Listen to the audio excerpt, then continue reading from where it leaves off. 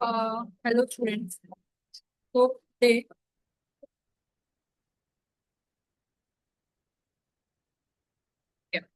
तो आज हम लोग स्टार्ट करने जा रहे हैं अपना 2024 का पीवाईक्यू फॉर इलेक्ट्रिक स्टैटिक्स। 2024 का पेपर क्वाइट इजी था, बहुत इजी पेपर था। तो स्टार्ट करते हैं। इसमें मैंने दोनों अटेम्प्ट कर लिया हुआ है, जनवरी प्लस और अप्रैल अटेम्प्ट। ठीक है, तो आइए देखते हैं। 5 चार्जेस हैं आपको और फ्लक्स निकालना है इनकी वजह से, जो कि एक सरफेस पे इंक्लोज है। देखो, आपके पास फ्लक्स का यहाँ पे सिंपल सा एक जनरल फॉर्मूला है, charge enclose upon epsilon not. तो हम जब भी गॉस लॉ की बात करते हैं तो सिर्फ वही चार्जेस लेते हैं जो हमारे इस सरफेस के अंदर इंक्लोज हो। तो इस सरफेस के अंदर जो इंक्लोज चार्ज है वो सिर्फ चार ही चार्ज दिखाई दे रहे हैं, +5 क्यू और दूसरा -2 क्यू। तो जो तुम्हारे पास 4 क्यू और 3 क्यू वाला चार्ज है इसे आप हटा दो और देखो विद साइन रखोगे तो ये 6 Q - 2 Q upon epsilon not होगा। तो यहाँ से ये आपका बनेगा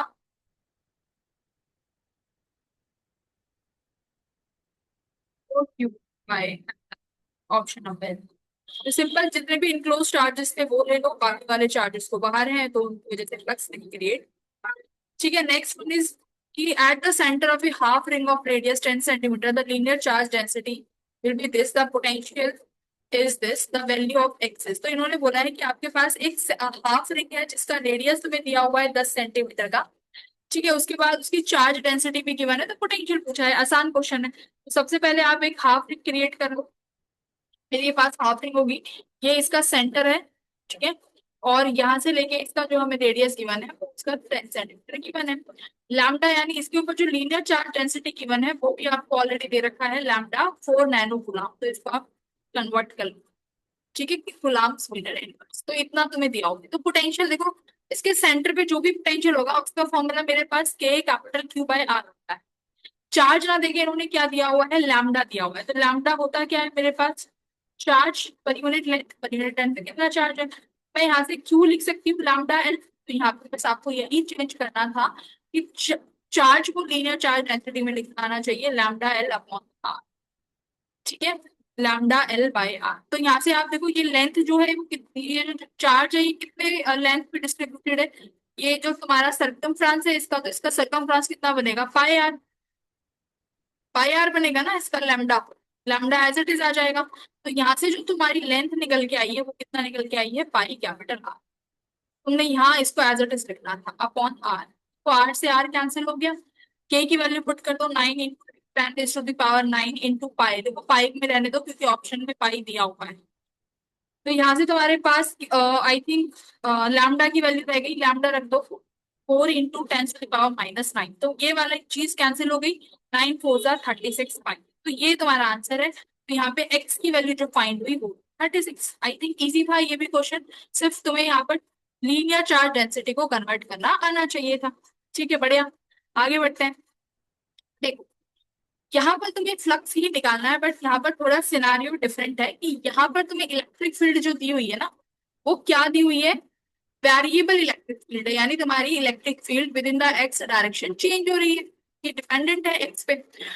अगर यहाँ पर ये यूनिफॉर्म इलेक्ट्रिक फील्ड होगी, यानी ये सिर्फ ऐसे लिखा होता 2I कैप, तो इसके पास होने वाला फ्लक्स डायरेक्टली तुम जीरो लिख सकते थे।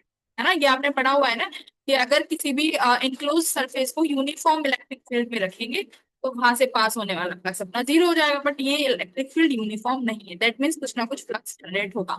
तो देखो, ये जो तुम्हारे पास यहाँ पर ये डायग्राम दिया हुआ है, इसमें मैं देख लेती हूँ कि कौन कौन से ऐसे सरफेसेस हैं जो फ्लक्स क्रिएट करेंगे। देखो, अगर तुम्हारी field electric field x direction में है, फ्लक्स का फॉर्मूला लिख लेते हैं। हमारे पास होता है ई डॉट ए, यानी ई ए कॉस थीटा।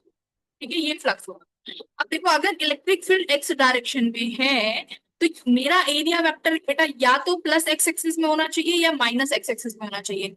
इसका मतलब थीटा या तो ओनली 0 डिग्री या थीटा 180 डिग्री पे होगा, तभी फ्लक्स जनरेट होगा। 90 वाली डिग्री पे मेरा फ्लक्स क्या हो जाएगा, जीरो हो जाएगा। तो इसका मतलब जिन प्लेन्स का एरिया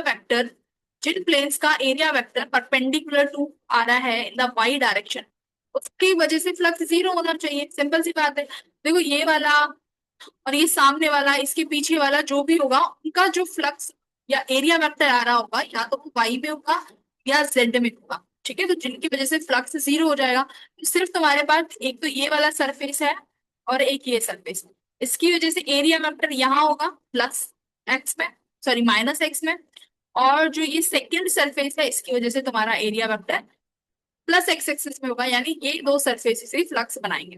तो पहले वन सरफेस की वजह से लिखते हैं फ्लक्स वन। क्या लिखोगे? ई ए कॉस थीटा। इलेक्ट्रिक फील्ड कितना दिया हुआ है आपको? 2x लिख दो। इस सरफेस का एरिया कितना हो जाएगा? क्यूब है तो क्यूब का ए स्क्वायर हो जाएगा। कॉस थीटा, देखो electric field plus x axis में है और एरिया वेक्टर बाहर की तरफ है, यानी एंगल बना 180 डिग्री। तो ये लिखोगे यहाँ पे आप कॉस 180 डिग्री। तो ये कितना हुआ? -2 एक्स ए स्क्वायर। तो एक्स की डिस्टेंस देखो यहाँ से लेके फर्स्ट सरफेस तक कितना दिया हुआ है? 2 मीटर। तो एक्स की वैल्यू आप 2 रख लो। एरिया क्या हो जाएगा इस सरफेस का? साइड इंटू साइड, यानी 2 टू द 4। तो ये वैल्यू कितनी आई आपकी? एक सेकेंड, कितनी वैल्यू? 2 to the 4 and 4 4 16। तो ये आपका आया -16। Got it? यहाँ से आप फाई 2 निकाल सकते हो इजीली। फाई 2 यानी सेकंड सरफेस के लिए फिर से ये फॉर्मूला लगाओगे, ई ए कॉस थीटा। ई कितना है? अभी भी आपके पास 2x है। एरिया देखो, आप एरिया वेक्टर किस डायरेक्शन में है? एरिया वेक्टर है बेटा आपका प्लस एक्स एक्सेस में, यानी एंगल 0 डिग्री बनेगा। ठीक है, एरिया कितना हो जाएगा? ए स्क्वायर कॉस थीटा 0 डिग्री, तो ये +1 हो जाएगा। अब एक्स देखो, सेकंड सरफेस के लिए एक्स की वैल्यू कितनी आई? 2 तो ये है और 2 ये वाला 2 और ऐड हो जाएगा, है ना? देखो दो सरफेसेस है ना आपके पास, ऐसे।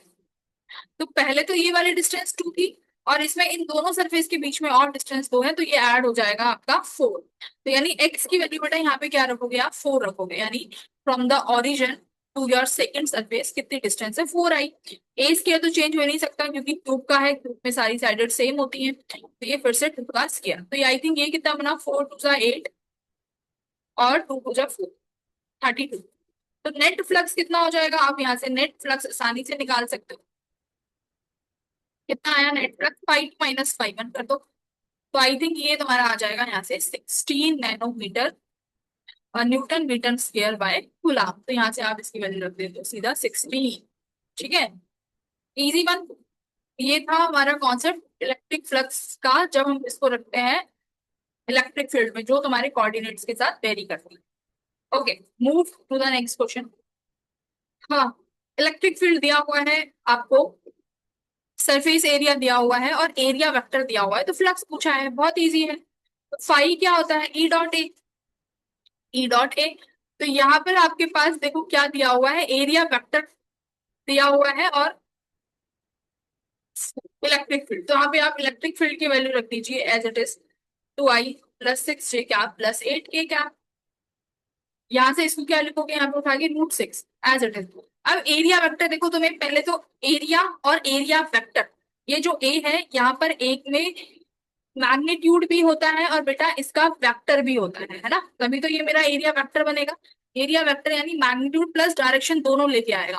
तो ये जो यूनिट वेक्टर है वो इस ए का क्या दिखा रहा है? वो दिखा रहा है इसकी डायरेक्शन। तो आपको दोनों चीजें लिखनी है, मैग्नीट्यूड दिया हुआ है 4 और वेक्टर जो दिया हुआ है यानी इसकी जो डायरेक्शन दी हुई है वो एरिया इस यूनिट वेक्टर से दिखाई हुई है, तो इसको आप एज इट इज लिख लो बाय √6। ठीक है, तो यहाँ पर सिर्फ इतना करना था, यूनिट वेक्टर के साथ साथ डायरेक्ट मैग्नीट्यूड दोनों चीज लिखनी। तो आई थिंक ये 6 और 6 √6 4/6 आप बाहर ले सकते हो। 2 2 4 देखो 6 का जे के साथ 8 + 8, तो ये कितना हुआ? 18। ठीक है, 4/6 इंटू 18, ये तुम्हारा कितना आया? 12 वोल्ट मीटर। ठीक है, तो इतना फ्लक्स पास हुआ है करीब उस सरफेस से। आसान था, कॉन्सेप्ट बस यही था कि मैग्नीट्यूड के साथ यूनिट वेक्टर साथ में लिखना था, दैट्स इट। छोटा सा कॉन्सेप्ट। ओके, टू चार्ज देखो ये वाला मिलता जुलता एग्जैक्ट क्वेश्चन 2025 में भी आया है। एग्जैक्ट जो स्टूडेंट जब भी कहते हैं पीवाईक्यू वेरी इंपॉर्टेंट, 2025 के पीवाईक्यू सॉल्व कराए उसमें उठा के देख लेना, सेम कॉन्सेप्ट से क्वेश्चन पूछा गया है। तो यहाँ पर क्या कह रहा है कि आपके पास दो कंडक्टिंग स्फीयर है जिसका एक का रेडियाई ए है और दूसरे का जो रेडियाई दिया हुआ है वो दिया हुआ है आपको बी। ठीक है, दोनों को एक कंडक्टिंग वायर से आप जोड़ देते हो। तो देखो क्या होगा, अगर सपोज करो इनके पास इनिशियली चार्ज Q1 था और सेकेंड वाले कंडक्टर के पास जो इनिशियली चार्ज था Q2 था। यहाँ पर जो चार्ज नया डिस्ट्रीब्यूट होता है ना, मान लो इस वाले पे Q1 डैश आया और सेकेंड वाले पे जो चार्ज आया वो Q2 डैश आया। जो नया चार्ज डिस्ट्रीब्यूट होता है बेटा वो डायरेक्टली प्रोपोर्शनल होता है इनकी रेडियस के। तो इन्होंने रेशियो भी पूछा है तो Q1 डायरेक्टली प्रोपोर्शनल है A के और Q2 डैश जो है डायरेक्टली प्रोपोर्शनल होगा B के। अगर एग्जैक्ट चाहिए होता है तो Q1 डैश होगा equals to directly proportional to A, यानी उसकी खुद की रेडियस अपॉन टोटल रेडियस और मल्टीप्लाई बाय टोटल चार्ज। तो टोटल चार्ज मैंने जो लेट किया है वो किया है Q1 plus Q2। Similarly Q2 dash क्या निकल के आएगा, प्रोपोर्शनल इसकी खुद की रेडियस, तो कितना रेडियस है B divided by total radius, यानी वन और सेकंड सरफेस की जो रेडियस है उसका addition multiply by total charge. तो अगर आप इनका डिवाइड करोगे तो ये वाली जो कांस्टेंट वैल्यूज हैं ये कैंसिल आउट हो जाएंगी। तो यहाँ से Q1 बाय Q2 डैश जो नया चार्ज प्रोपोर्शनल होगा A अपॉन। ठीक है, तो यहाँ से ऑप्शन 1 डायरेक्टली आप यहाँ से करेक्ट आउट कर सकते हो। तो इजी एक सेकंड का क्वेश्चन था अगर जिस बच्चे ने ये कॉन्सेप्ट पढ़ा होगा। Okay move. सेम ये क्वेश्चन 2025 में रिपीट हुआ है बट यहाँ पर तुम्हें सरफेस की जगह उसने इनसाइड पूछ लिया था, आई थिंक, नहीं सॉरी आउटसाइड पूछ लिया था 2025 में। आउटसाइड पे पूछा है और यहाँ ऑन द सरफेस पूछा है। तो देखो अगर मेरे पास कोई भी स्फेरिकल शेल है जिसका रेडियस r है तो उसके सरफेस पे जो इलेक्ट्रिक फील्ड का फॉर्मूला आता है आ, वो आता है K capital Q by R। तो मैं मानती हूँ कि जो Q चार्ज है वो यूनिफॉर्मली डिस्ट्रीब्यूटेड है ना, आपने जब डिराइव करते हैं तो ऐसे मानते चलते हैं। यहाँ पर क्यू ना देके तुम्हें सिग्मा दे दिया है तो कोई दिक्कत नहीं है। सिग्मा क्या होता है मेरे पास, चार्ज पर यूनिट एरिया। तो यहाँ से तुम अपनी इलेक्ट्रिक फील्ड को क्या लिख सकते हो, क्यू को आप सिग्मा ए लिख लो अपॉन आर। अब देखो सरफेस पे निकाल रहे हो तो कैपिटल आर के सिग्मा, एरिया कितना होगा, इस स्फेरिकल शेल का ही एरिया लिखना है तो इसका area 4 pi capital R square. तो यहाँ लिखो आप 4 pi capital R square by R. ठीक है, एक आर से आपका एक आर कैंसिल हो गया। आप ए को भी ओपन कर सकते हो 1/4 पाई एप्सिलॉन नॉट सिग्मा इंटू 4 पाई। तो 4 पाई से 4 पाई भी चला गया तो इलेक्ट्रिक फील्ड कितना आया, sigma by epsilon. Again concept repeat हुआ है 2025। ठीक है, तो इसीलिए कहते हैं PYQ 3 साल तक के तो करके ही जाने चाहिए, बहुत इंपॉर्टेंट है। समझ में आ रहा होगा ना इंपॉर्टेंस क्या है। आगे बढ़ते हैं क्वेश्चन नंबर 8। ये भी देखो रिपीट होता रहता है, ये वाला कॉन्सेप्ट भी। तुम्हारे पास तीन सरफेस, तुमको तीन इनफाइनाइटली शीट दे दी है, ये माइनस सिग्मा, ये -2 सिग्मा और एक और दे दी यहाँ पे सिग्मा। ठीक है, यहाँ कहीं पे तुम्हें पॉइंट P दे दिया, इस पॉइंट P पे बताओ कि इलेक्ट्रिक फील्ड कितनी आ रही है। तो देखो मुझे ये पता है कि मेरे पास इनफाइनाइट शीट की वजह से जो वैल्यू होती है इलेक्ट्रिक फील्ड की वो होती है सिग्मा बाय 2 एप्सिलॉन। ठीक है, ये मेरे पास वैल्यू होती है। अब मैं डायरेक्शन निकाल सकती हूँ क्या, अगर मेरे पास माइनस शीट है तो इलेक्ट्रिक फील्ड इस डायरेक्शन में होती है और अगर मेरे पास प्लस चार्ज शीट है तो इलेक्ट्रिक फील्ड आउटवर्ड्स में होगी, यानी इस डायरेक्शन बाहर की तरफ। तो बस यही कॉन्सेप्ट लगाना है। तो इनको नाम दे देते हैं A B और C।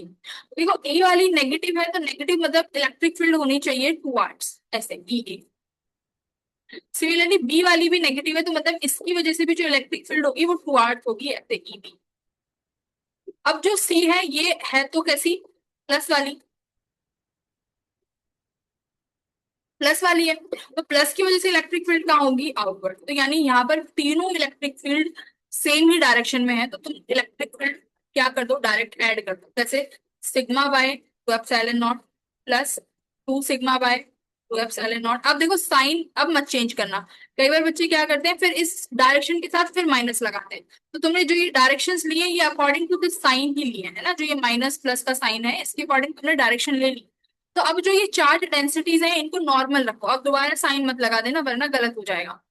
फिर तीसरा यानी तुम्हारी सिग्मा बाय 2 एप्सिलॉन। तो ये तुम्हारा कितना बना, 4 सिग्मा अपॉन 2 एप्सिलॉन नॉट और ये आया तुम्हारा 2 सिग्मा बाय एप्सिलॉन नॉट। तो यहाँ से एक्स की वैल्यू कितनी आ गई तुम्हारी, बहुत आसान था ये भी। क्वेश्चन नंबर 9 देखते हैं क्या कहता है। Two identical conducting sphere P and S with, I think अपने जनवरी हम अप्रैल अटेम्प्ट पे ही चल रहे हैं। Okay, a conducting sphere P and S with charge Q on each repel each other with a force of 16 Newton। मतलब दो identical spheres थे, इसका भी रेडियस आर और इसका भी रेडियस आर, ठीक है। मान लेते हैं ये स्फेयर मेरा ए है और ये स्फेयर मेरा बी है।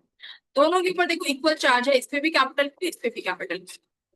अब ये जो रिपेल कर रहे हैं फोर्स है वो 16 न्यूटन का है, तो इसमें फोर्स कितना लग रहा होगा के कैपिटल Q स्क्वायर बाय इनके बीच में जो डिस्टेंस शायद दिया हुआ है, चार रिपेल तो मान लेते हैं इनके बीच में जो डिस्टेंस है सेंटर टू सेंटर वो आर का है, स्मॉल आर स्क्वायर। ये मुझे 16 न्यूटन का दिया हुआ है, इक्वेशन 1।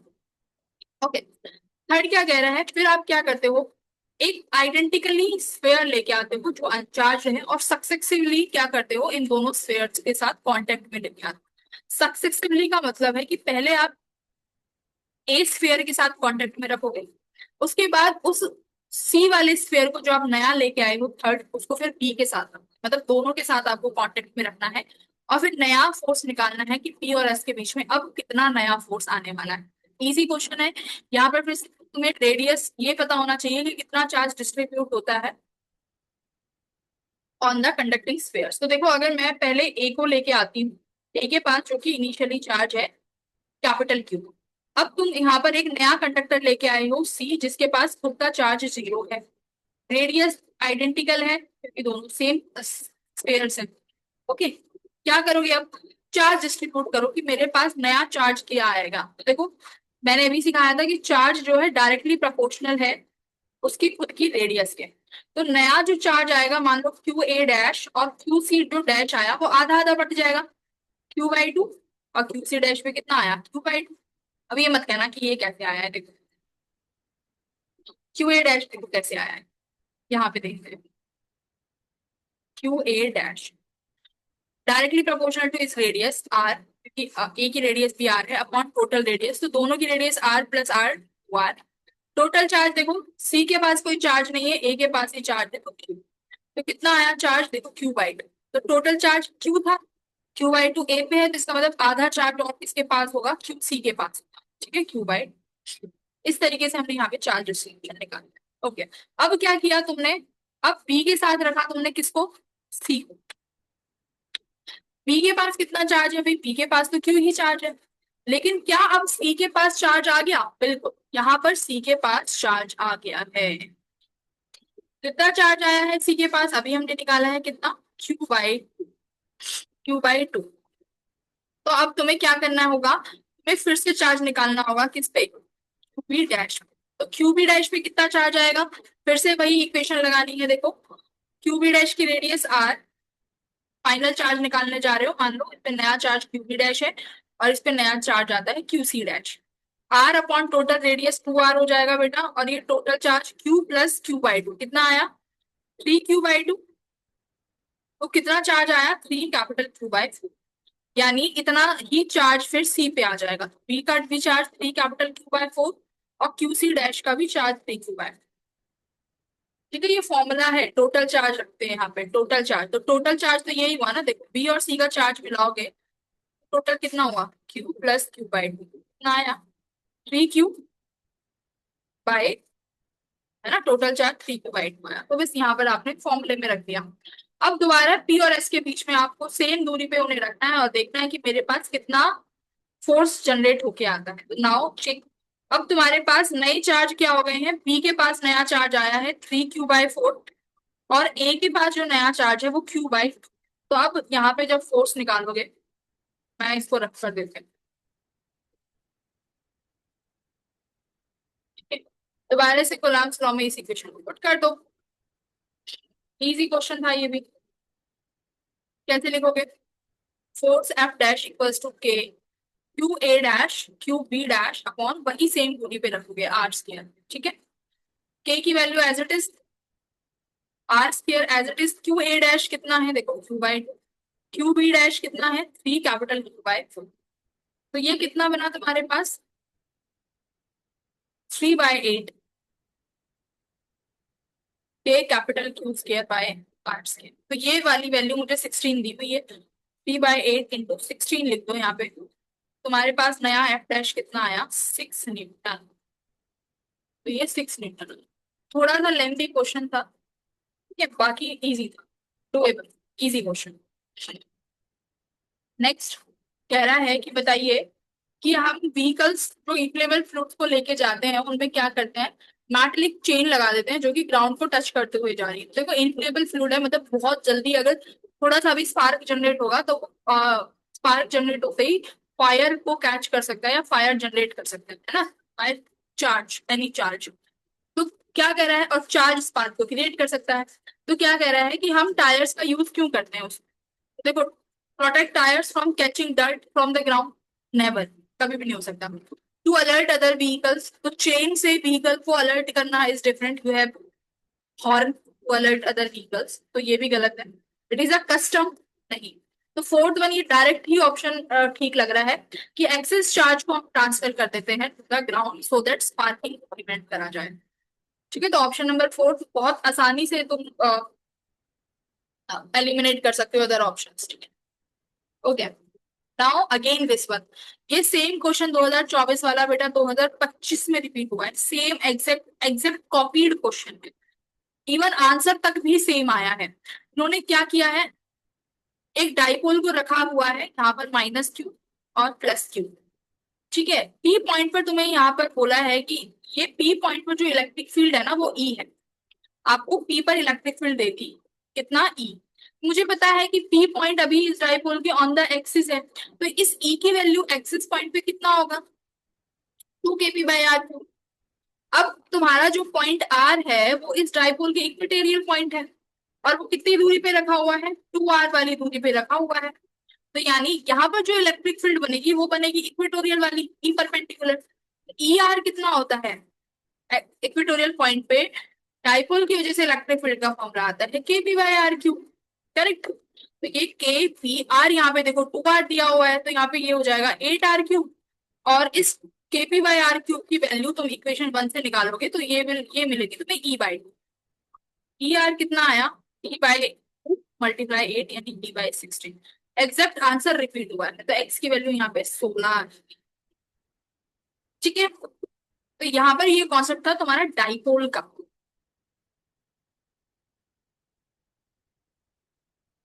अच्छा, Q is placed at the center of one of the surface of a cube. Charge Q is placed at the center, देखो at the center of the cube नहीं है, यहाँ पर one of the surface of the cube है, इसका मतलब किसी cube के सरफेस पे रखा गया है, सपोज ऐसे। देखो क्वेश्चन तभी कहते हैं, क्वेश्चन को थोड़ा सा समझदारी से पढ़ा करो, क्वेश्चन कह क्या रहा है। ठीक है, मतलब आपने इसको किसी सरफेस के बीच में रखा हुआ है चार्ज, तो इसका मतलब तुम्हें यहाँ पर एक साइड में एक और क्यूब लगाना पड़ेगा, तब जाके तुम इस चार्ज को इनक्लोज कर पाओगे, क्योंकि इस डायरेक्शन में यहाँ से फ्लक्स आउट हो रही होंगी। तो हम फ्लक्स का गॉस लॉ तभी लगा सकते हैं जब चार्ज को इनक्लोज करा जाए। तो firstly you have to enclose this charge by putting one cube along this cube. ठीक है, तो इसका मतलब दो क्यूब से मिला के तुम्हारा जो फ्लक्स पास हो रहा है वो क्यू आया एप्सिलॉन। तो वन क्यूब से कितना हो जाएगा बेटा, सिमेट्री है सिंपल, 2 एप्सिलॉन, सीधा 1 सेकंड में एक ऑप्शन। ठीक है, तो ये भी देखो इजी लेवल का क्वेश्चन है, टैगिंग भी करी हुई है, तुम देख सकते हो, ये इजी लेवल्स के क्वेश्चन है, ये भी इजी लेवल का क्वेश्चन है। एक ही मीडियम लेवल का है ये भी मीडियम, ये भी मीडियम, क्योंकि तो these are the easy level questions. Okay, this question is also medium level का क्वेश्चन है, बट थोड़ा सा समझने में, अंडरस्टैंडिंग में बच्चे गड़बड़ कर सकते हैं। आओ एक बार समझते हैं इस क्वेश्चन को क्या कह रहा है। एक इनफाइनाइट प्लेन शीट है जिसका यूनिफॉर्म चार्ज डेंसिटी दिया हुआ है, और ये एक्स वाई प्लेन पे रखी हुई है। ठीक है, तो तुम्हारी इनफाइनाइट एक प्लेन बना लो, एक शीट बना लो जो मेरी एक्स वाई प्लेन में रखा हुआ है। ठीक है, तो मैंने ये एक शीट बना ली अपनी, जिसकी चार्ज डेंसिटी प्लस दी हुई है। ठीक है, plus, okay, sigma S, X Y plane.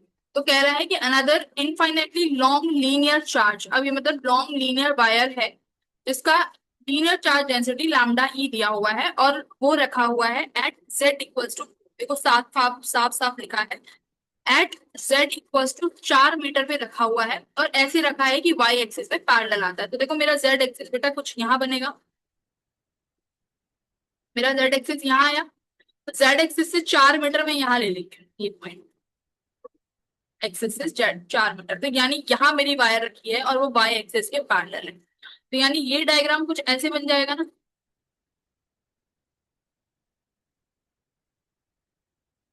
समझ में आ रहा है? इनफाइनाइट है ना, तो इसको थोड़ा सा डैश डैश से दिखा दो, ठीक है। ये इनफाइनाइट है मेरी। इसकी लीनियर चार्ज डेंसिटी कितनी दी हुई है, लैम्डा ई। दोनों के बीच में रिलेशन भी दे दिया कि जो तुम्हारे पास सिग्मा एस है वो 2 टाइम्स है लैम्डा ई के, ठीक है? और एक second, if the magnitude values this then at point 002 मतलब x0 y0 z पे, यानी यहां पर पूछ रहा है कि यहां पर 002 पर इनकी वजह से इलेक्ट्रिक फील्ड का रेशो क्या आएगा। तो देखो पहले हम निकालते हैं ड्यू टू सरफेस चार्ज। जो तुम्हारा ये सरफेस चार्ज डेंसिटी है, जो तुम्हारी शीट है, इस शीट की वजह से, यहाँ पे शीट ली, electric field due to sheet, इस शीट की वजह से कितना इलेक्ट्रिक फील्ड आएगा। तो क्या फॉर्मूला होता है, sigma by 2 epsilon not. Electric field due to linear charge की वजह से क्या फॉर्मूला आता है मेरा, lambda upon pi epsilon not R. देखो ये इनफाइनाइट चार्ज है तो 2 पाई एप्सिलॉन नॉट आर आएगा, ठीक है? इनका रेशो ले दो बेटा, किस किस का लेना है, पहले कौन है, शीट वाला ऊपर है, E S upon E L, ठीक है। लिख दो sigma upon pi epsilon not divided by, तो मल्टीप्लाई में ये ऊपर चला जाएगा, देखो 2 pi epsilon not R upon lambda. कर दिया, जो कैंसिल होता है कैंसिल कर दो, 2 एप्सिलॉन नॉट कैंसिल हो गया। इसको और क्या लिख सकते हो, E S upon E L equals to sigma, देखो आर भी आ रहा है ऊपर, सिग्मा आर अपॉन ऊपर पाई भी है अपॉन लैम्डा। तो ये हुआ लैम्डा, तो सिग्मा को मैं 2 लैम्डा लिख सकती हूँ यहाँ से, इसको तुम 2 लैम्डा लिख सकते हो, गिवन है this is your lambda. Lambda से लैम्डा कैंसिल हो गया, ठीक है। लैम्डा से लैम्डा कैंसिल हो गया, तो ये मेरा 2 पाई आया है। आर की वैल्यू, तो आर की वैल्यू ये कितनी हो जाएगी, देखो इस लीनियर चार्ज डेंसिटी से कितना है, 2 मीटर की दूरी पे, तो यहाँ पर आर की वैल्यू 2 हो जाएगी, तो दिस विल कम आउट 4 पाई, ठीक है। आर की वैल्यू 2 हो जाएगी, तो यहाँ से तुम्हारा ऑप्शन कितना आया है, 4 पाई। बट ये देखो इसमें रूट में लिखना है, तो इसको पाई को बाहर, 4 को अंदर रूट में लेके जाओगे तो कैसा जाएगा, 16, है ना, क्योंकि अब 16 का रूट करके बाहर निकालोगे तो 4 बाहर आएगा, जो कि एग्जैक्ट आंसर है। तो रूट के अंदर आंसर है यानी 16 आ रहा है। एन की वैल्यू यहाँ से कितना आया, थोड़ा सा समझने का क्वेश्चन था, अदरवाइज क्वेश्चन इजी था, तो इसलिए कहते हैं कि क्वेश्चन को प्यार से थोड़ा आराम से धीरे से पढ़ो, ठीक है। ओके, नेक्स्ट, ये भी देखो रिपीटेड क्वेश्चन, रिपीटेड 2025 में, मतलब इसका 2025 में रिपीट हुआ है वर्जन, ठीक है। 2025 में रिपीटेड रिपीट हुआ है। कैसे कर सकते हो इसको, an infinitely long positively charge straight thread has a linear charge density and electron revolves along a circular path having this, ठीक है। तो मतलब एक इलेक्ट्रॉन जो है तुम्हारे इनफाइनाइट शीट के पास, इनफाइनाइट लीनियर चार्ज के पास सर्कुलर मोशन में घूम रहा है, ओके।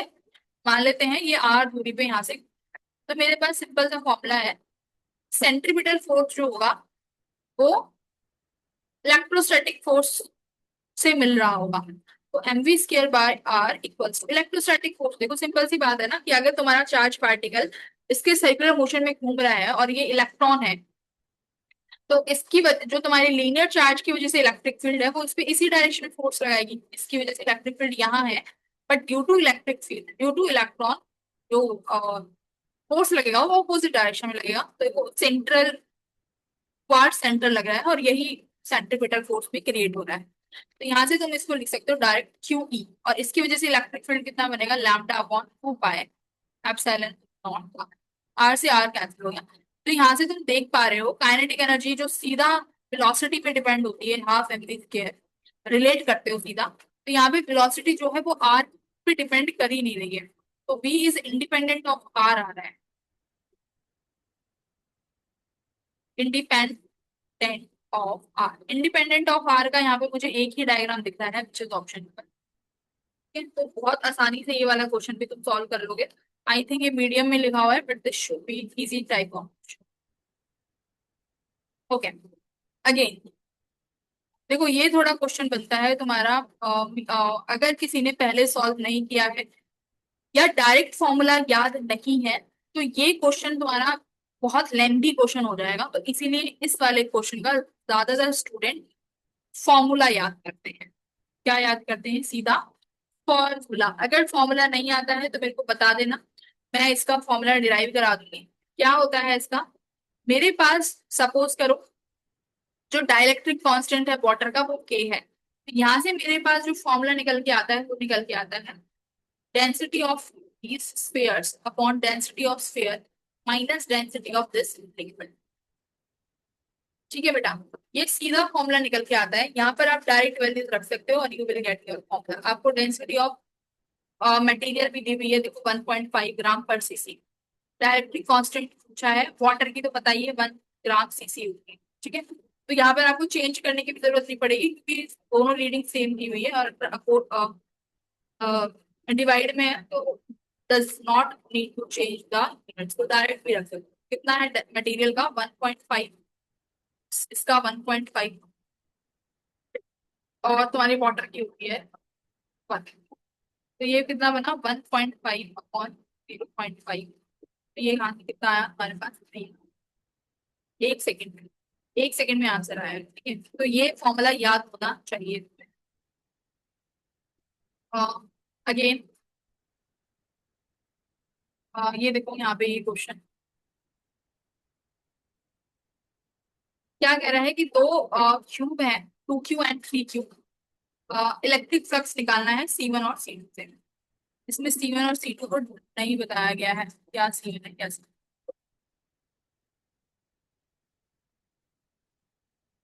आई थिंक यहाँ डायग्राम को मुझे इशू लग रहा है, right? C1 and C2 are two hollow concentric cube enclosing charge 2Q और 3Q। देखो छोटे वाले क्यूब पे दोनों चार्ज एनक्लोज कर रखे हैं। आई थिंक यहाँ पे डायग्राम का एरर है। ठीक है, आई थिंक ये 3Q ऐसे बाहर होना था, है ना? क्योंकि अंदर वाले क्यूब ने तो दोनों चार्ज एनक्लोज कर रखे हैं और बाहर वाला तो पूरे क्यूब को एनक्लोज करके बैठ रहे थे। ऐसे तो 1:1 आंसर आ जाना चाहिए था। 1:1 आ जाना चाहिए था इसमें। तो ये इस तरीके से होगा, तो तुम्हारा जो अंदर वाला है मैं मान लेती हूँ वो C1 है, मैं सपोज करती हूँ, यहाँ पे डिनोट नहीं है। और ये वाला तुम्हारा बाहर वाला C2 है। तो देखो C1 ने सिर्फ कितना चार्ज एनक्लोज रखा है? 2Q। तो यहाँ से फ्लक्स बनेगी 2Q by epsilon not. C2 वाले ने, देखो C2 तुम्हारा बड़ा वाला क्यूब है जिसमें तुम्हारा छोटा वाला और ये चार्ज इंक्लोज कर रखा है, तो यानी C2 के अंदर टोटल चार्ज कितना इंक्लोज है? 5Q by epsilon not. C1 bye C2 करोगे तो क्या आंसर बनेगा? 2:5। ठीक है, 2:5। कॉन्सेप्ट यही है इंक्लोज चार्ज पर। यहाँ सेफ्टी फंक्शन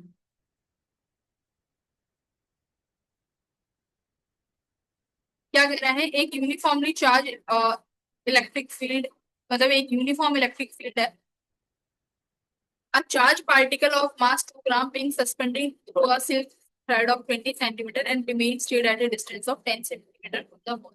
यानी एक चार्ज वॉल है, ठीक है, इस तरीके से इस वॉल से एक तुमने चार्ज पार्टिकल को सस्पेंड किया हुआ है इस तरीके से, जिसका मास दिया हुआ है 2 ग्राम। इस सिल्क थ्रेड की लेंथ दी हुई है 20 सेंटीमीटर, और ये पार्टिकल 10 सेंटीमीटर पे जाके इक्विलिब्रियम में आ जाता है। इक्विलिब्रियम का मतलब यहाँ रुक गया, ये स्टेड हो गया। स्टेड हो गया इसका मतलब क्या है कि ये तुम्हारी जो चार्ज वॉल है ये इलेक्ट्रिक फील्ड जनरेट कर रही होगी जो इस पर फोर्स लगा रहा होगा इस डायरेक्शन में, F। और ये F फोर्स यहाँ पर जाके बैलेंस हो जाता है किस फोर्स से? तुम्हारे टेंशन के फोर्स से। ये T यहाँ लग रहा है तो यहाँ कॉम्पोनेंट आएगा इसका T cos थीटा, और यहाँ इसका ये कॉम्पोनेंट आएगा T, T का ये कॉम्पोनेंट बनेगा यहाँ पे T साइन, करेक्ट। और यहाँ अपॉन में लग रहा होगा mg। तो यानी यहाँ पर इसके फोर्सेस बैलेंस है, तो बस फोर्स बैलेंस आपको करने हैं। ये एंगल थीटा निकालना पड़ेगा।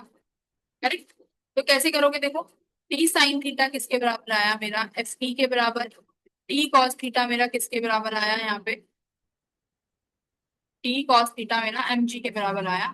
टेंशन टेंशन कट गई, यहाँ बचा tan theta equals to F E upon M जी।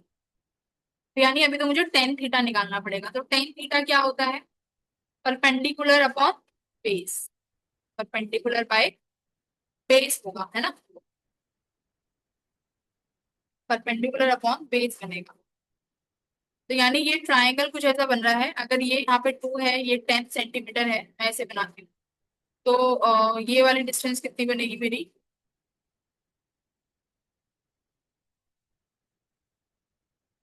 ध्यान से आप देख सकते हैं, ये शायद मेरा 30 के आसपास बनेगा, है ना, 30 के आसपास बन जाएगा अगर पीपीटी से निकाल दूं। तो ये मेरा परपेंडिकुलर हो गया 10, 10 थीटा यहाँ पे लिख सकते हो आप, परपेंडिकुलर 10 अपॉन में जो मेरा बेस है वो 30 है, तो ये मेरा 10/30 हो गया। तो ये F E by M G. तो यहाँ से ये वैल्यू आई 1/3, ठीक है, 1/3,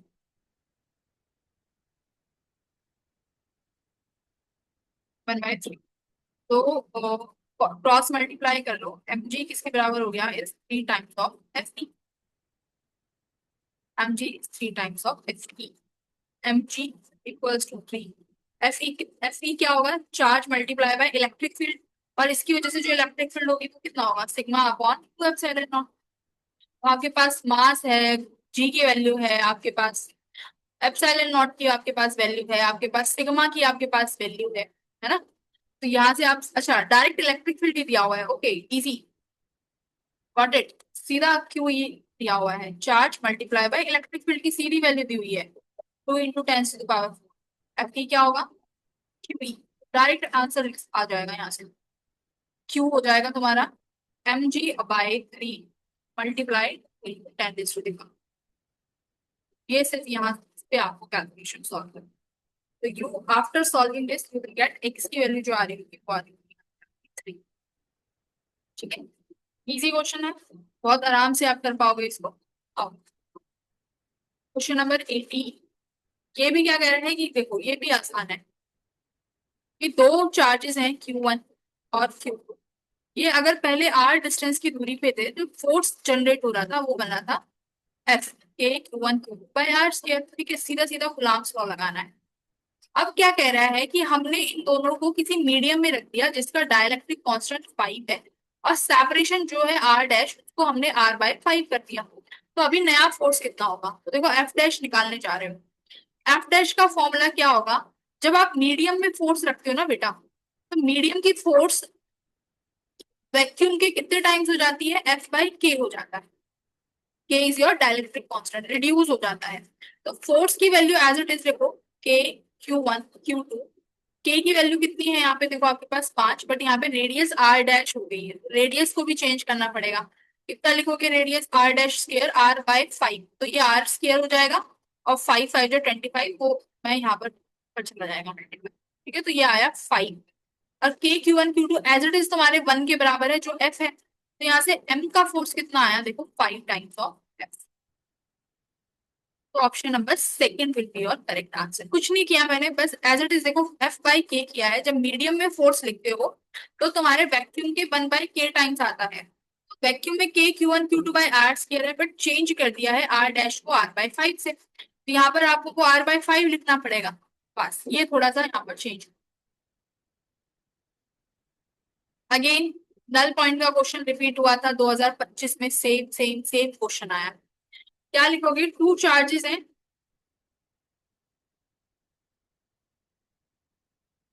क्यू 3Q r डिस्टेंस की दूरी में रखे हुए हैं एयर में। कह रहा है, अब देखो मैंने अभी तुम्हें 2025 वाले पीवाई भी कराया था, अगर ये प्लस प्लस वाले होते हैं तो नल पॉइंट मेरे को इस लाइन ज्वाइनिंग के अलोंग ही मिल जाता है। अगर सेम चार्जेस हैं तो नल पॉइंट आपको इस लाइन ज्वाइनिंग के अलोंग ही मिल जाएगा। तो मान लो इस पी पॉइंट पे मेरे को नल पॉइंट मिल गया, और जो स्मॉलेस्ट चार्ज है उसके नजदीक मिलता है, तो यहाँ से मैं इसको x मान लेती हूँ। तो ये वाली दूरी यहाँ से बेटा r - x हो जाएगी। इलेक्ट्रिक फील्ड अगर मेरे को जीरो करना है तो देखो ए और बी, क्यों हुआ जीरो? ए की वजह से इलेक्ट्रिक फील्ड इस डायरेक्शन में होगा और बी की वजह से इलेक्ट्रिक फील्ड इस डायरेक्शन में होगा। और मैं मान लेती हूँ किसी एक पॉइंट पे ये इलेक्ट्रिक फील्ड मैग्नीट्यूड में भी बराबर हो जाती है। Equal and opposite electric field क्या कर सकती है? कैंसिल आउट कर सकती है। ई ए यानी ए, इसके पास charge Q upon P point पे इसका डिस्टेंस एक्स स्क्वायर, इसके पास बी वाले के पास charge 3 Q, distance R minus X का होल स्क्वायर। देखो के क्यू से के क्यू कट गया, 1/3 को यहाँ ले आओ और ये क्या हो जाएगा? X upon R minus X, इसका होल स्क्वायर ले लो। 1/3 को मैं 1/3 का होल स्क्वायर ले लेती हूँ। इसको सॉल्व करने का यही तरीका है, इजी वे। टू से टू कैंसिल हो गया, तो ये मेरा यहाँ से देखो क्या बना बेटा, R minus X equals to √3x। √3x, तो आर यहाँ से देखो एक्स अगर कॉमन ले लोगे तो ये बनेगा √3 + 1। और आई थिंक एक्स निकालना है, तो एक्स आया आर अपॉन 1 + 3। तो देख लो आप कौन सा ऑप्शन ठीक है। I think option number C. ठीक है, तो ये एक्स की वैल्यू आसानी से हो गया। तो नल पॉइंट के क्वेश्चन थे। अगर देखो अगर अपोजिट चार्जेस होते हैं, सपोज यहाँ पर अपोजिट चार्जेस गिवन होते हैं, ये क्यू होता है, ये -3 होता, तो आपको नल पॉइंट बेटा इस लाइन ज्वाइनिंग के बाहर मिलता और छोटे चार्ज के पास मिलता। तो आप एक पी पॉइंट को यहाँ लेट करते जो कि इससे एक्स दूरी पर होता, और इनके बीच में दूरी आर है, तो ये कितना हो जाता है? ये r+x हो जाता। बस इतना डिफरेंस आता है, सेम चार्ज और डिफरेंट चार्ज। ठीक है, अगेन ये तुम्हारा डाइपोल का क्वेश्चन है, जेई का प्यारा प्यार है डाइपोल, आई थिंक जेई का डाइपोल प्यार है, हर बार इसे क्वेश्चन पूछ लेता है। ठीक है? तो आई थिंक अभी हम जनवरी अटेम्प्ट पे मूव कर चुके हैं।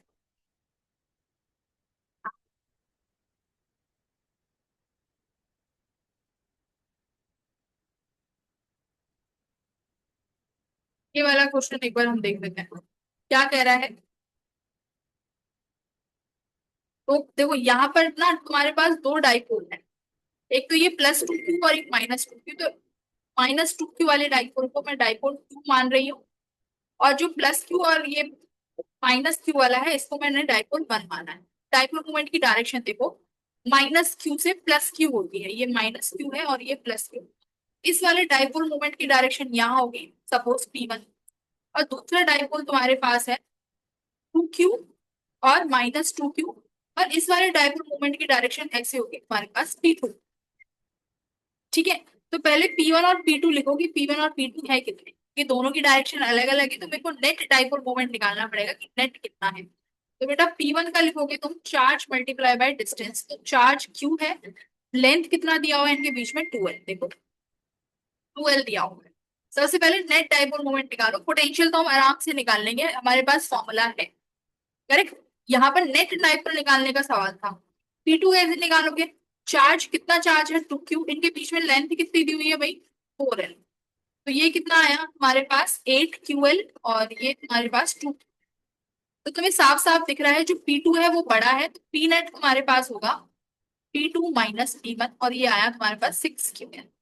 ठीक है, और डायरेक्शन भी कहाँ आई तुम्हारे पास नेट डाइपोल की?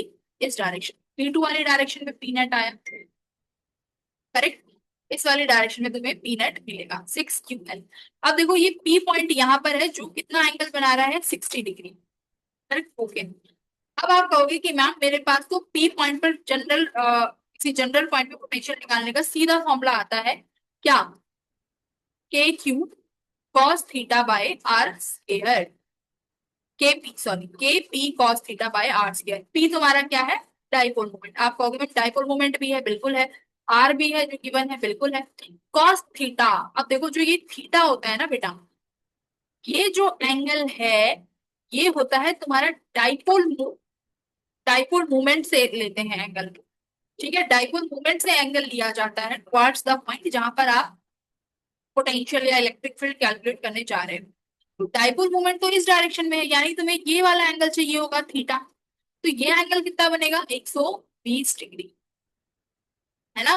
ये क्वेश्चन था। तो यहाँ पर के की वैल्यू आप लिख सकते हो 9 × 10⁹, पी की वैल्यू 6 है, Q as it is, L as it is upon r²।